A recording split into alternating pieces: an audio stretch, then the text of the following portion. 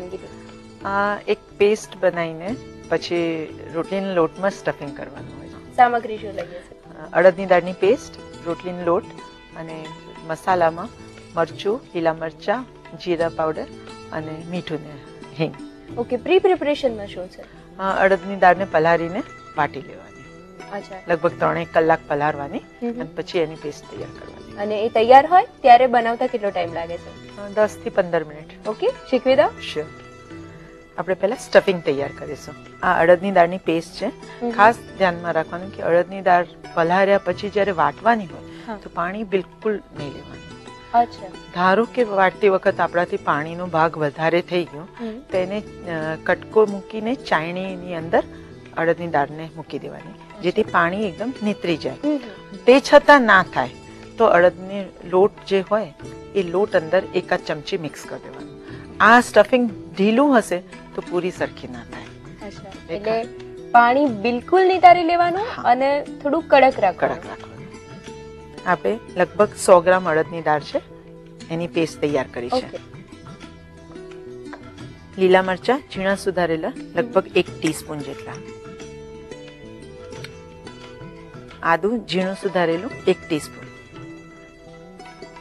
હિંગ 1/4 ટીસ્પૂન જેટલી, લાલ મરચું ઓલરેડી આપણે લીલા મરચા લીધા છે તે છતાં લાલ મરચું 1 ટીસ્પૂન જેટલું. થોડું સ્પાઇસી બનશે. હા. અને વલિયારી એ લગભગ 1/2 ટીસ્પૂન, મીઠું સ્વાદ અનુસાર. કણિકમાં હોય એટલે મીઠાનું પ્રમાણ થોડું ઓછું, અને લગભગ 1 ટીસ્પૂન જેટલી કોથમીર. આ બધાને મિક્સ કરી દઈશું. યુપીમાં અડદ દાળની પૂરી એટલે ત્યાં કયા નામે ઓળખાતી હોય છે આ વાનગી? એને અડદ દાળની પૂરી પણ કહેવાય છે અને ઘણી જગ્યાએ એને કચોળી કહેવાય. ઉડદ કી દાલ કી કચોળી. અચ્છા, એટલે રાઈટ, સ્ટફિંગ બની રહ્યું છે, સ્ટફિંગ વાળું બનશે એટલે કચોરીના ફોર્મમાં પણ એને જોવામાં આવે છે અને નિવેદમાં ધરવામાં આવે છે, માતાજીને ધરવામાં આવે છે. તો આની સાથે બીજી કઈ કઈ વાનગીઓ હોય છે? આની સાથે થાળ ધરાય ત્યારે સાથે એની અંદર ખીર હોય. ખીરની સાથે આની કોમ્બિનેશનમાં દહીં, બટાકાનું શાક, ટામેટા વાળું બટાકાનું શાક હોય અને શીરો. ખીર અને શીરો બંને હોય, 2 સ્વીટ. હા. ઓકે, એટલે બેઝિકલી છે પૂરી કચોરી જેવી બને છે, એટલે એક ફરસાણ તરીકે પણ એને ખાવામાં આવે છે. ઓકે. નોર્મલ ખાતા હોય ત્યારે એને કચોળી કે, પણ નિવેદમાં ધરાય ત્યારે અડદની દાળની પૂરી જ કહેવાય. અચ્છા. સ્ટફિંગ તૈયાર છે. હવે પૂરી આપણે વણી લઈશું. અને રોટલીનો કણિક જ બાંધવાનું, પણ લોટ બાંધ્યા પછી ફરીથી ઉપરથી કેળવતી વખત 3-4 ચમચી જેટલું તેલ ઉમેરી દેવાનું. અંદર તો મોણ નાખવાનું જ, પછી ઉપરથી કેળવવા માટે ફરીથી તેલ લેવાનું. હા. હવે લોટને થોડું કેળવી લઈશું આપણે.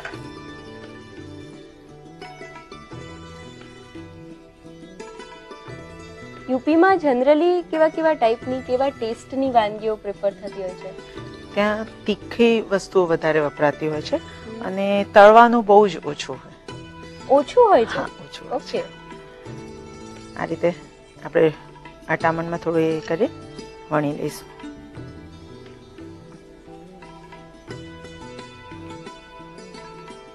આ જે સ્ટફિંગ તૈયાર છે એ એની અંદર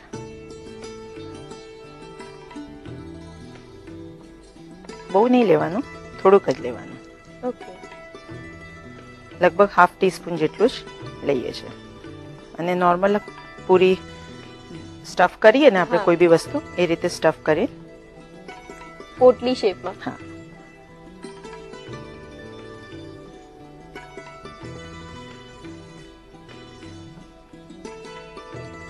આ વાનગી બહુ રેગ્યુલર બનતી હોય છે, તે બહુ જ પોપ્યુલર વાનગી છે? હા, રેગ્યુલર જ બનતી હોય છે. ઘણી જગ્યા તો મોર્નિંગ બ્રેકફાસ્ટમાં પણ પૂરી અને બટાકાનું શાક એ લેવાતું હોય છે. એ લોકોનો બ્રેકફાસ્ટ પણ હેવી હોય છે ખાસ. જેમ પંજાબમાં હેવી હોય છે એ રીતે આ બી હેવી હોય છે. અને આ રીતે જાડી જ વણવાની. ઓકે.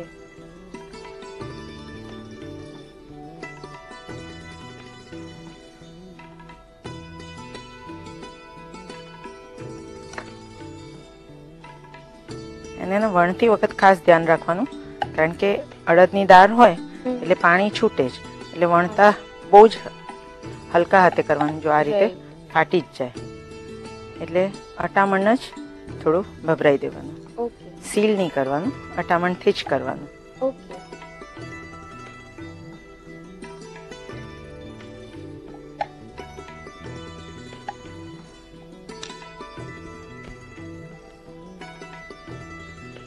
નોર્થની ઘણી બધી વાનગીઓ આપણે ત્યાં પણ હવે બનવા લાગી છે, વારંવાર બને છે, લોકોને ભાવે પણ છે, પણ આ કંઈક નવી વાનગી લાગે છે, આપણે ત્યાં બહુ જોયેલી કે સાંભળેલી નથી. આપણે નોર્મલ ખસ્તા કચોરી કરતા હોય ત્યારે અડદની દાળનું સ્ટફિંગ લેતા હોઈએ છીએ, પણ એ શેકીને લેતા હોઈએ છીએ. આ કાચું જ લેવાનું.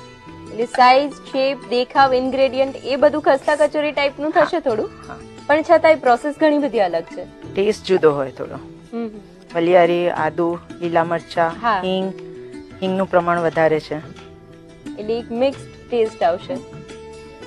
તેલ ગરમ થઈ ગયું છે, પૂરી તળી લઈશું.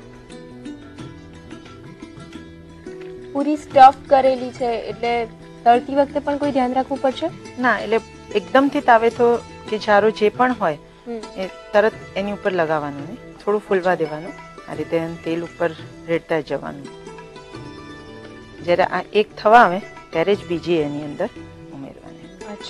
પહેલાથી એક સામટી નહીં નાખવાનું. નોર્મલ આપણે જે પૂરીઓ તળતા હોઈએ તો એક બે આપણે લઈએ છીએ એવું નહીં લેવાનું. જે રીતે ખસ્તા કચોડી હોય છે એવી રીતે ફૂલવી જરૂરી છે કે વાંધો ના આવે? ના, ફૂલવી જરૂરી છે. અને સ્ટફ કરેલું હોય, લોટ એકદમ વ્યવસ્થિત હોય તો ફૂલે જ, પણ ગેસ એકદમ સ્લો રાખવાનો, બહુ ફાસ્ટ ગેસ પર નહીં તળવાનું. અને એનો લુક પણ કચોરીનો સિમિલર આવે. તળાઈ ગઈ છે, આ રીતે એને કાઢી લઈશું. એક તૈયાર થાય અને બીજી આપણે એની તેલમાં મૂકવાની. ખાસ સ્લો ગેસ પર તળવાનું, કારણ કે અડદની દાળ કાચી છે, એટલે ધીમા તાપે હોય તો અંદરથી સિજાઈ જાય. પૂરી તળાઈ ગઈ છે, હવે એને સર્વિંગમાં લઈ લઈએ.